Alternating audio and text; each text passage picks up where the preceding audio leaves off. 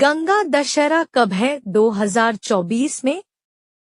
गंगा दशहरा की कथा क्या है?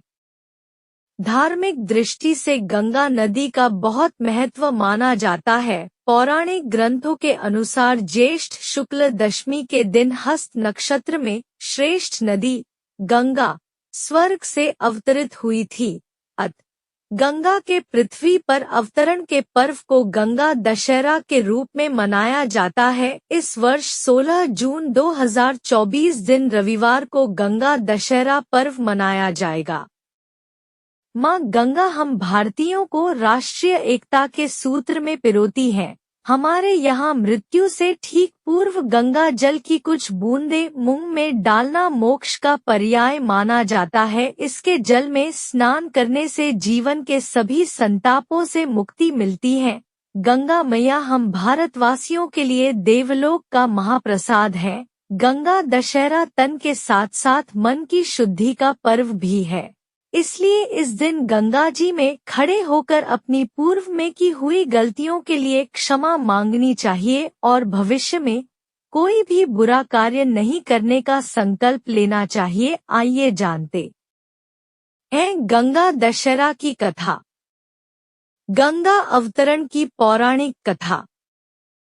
प्राचीन काल में अयोध्या में सगर नाम के महाप्रतापी राजा राज्य करते थे। उन्होंने सातों समुद्रों को जीतकर अपने राज्य का विस्तार किया। उनकी केशनी तथा सुमति नामक दो रानियां थीं। पहली रानी के एक पुत्र असमंजस का उल्लेख मिलता है, परंतु दूसरी रानी सुमति के 60,000 पुत्र थे।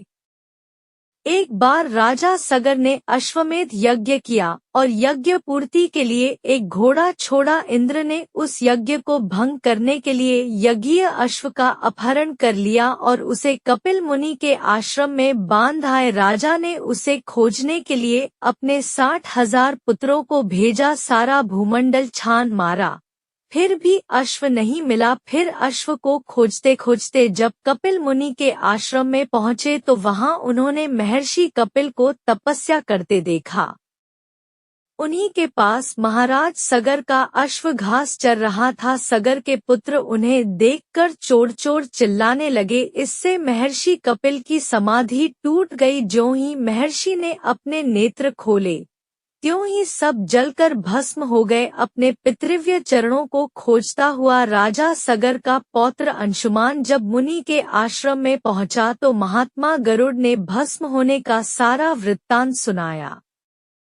गरुड़ जी ने यह भी बताया, यदि इन सब की मुक्ति चाहते हो तो गंगा जी को स्वर्ग से धरती पर लाना पड़ेगा। इस समय अश्व को ले जाकर अपने पितामह के यज्ञ को पूर्ण कराओ, उसके बाद यह कार्य करना। अंशुमान ने घोड़े सहित यज्ञ मंडप पर पहुंचकर सगर से सारा वृत्तांत कह सुनाया। महाराज सगर की मृत्यु के उपरांत अंशुमान और उनके पुत्र दिलीप जीवन पर्यंत तपस्या करके भी गंगा जी को मृत्युलोक में ला न सके।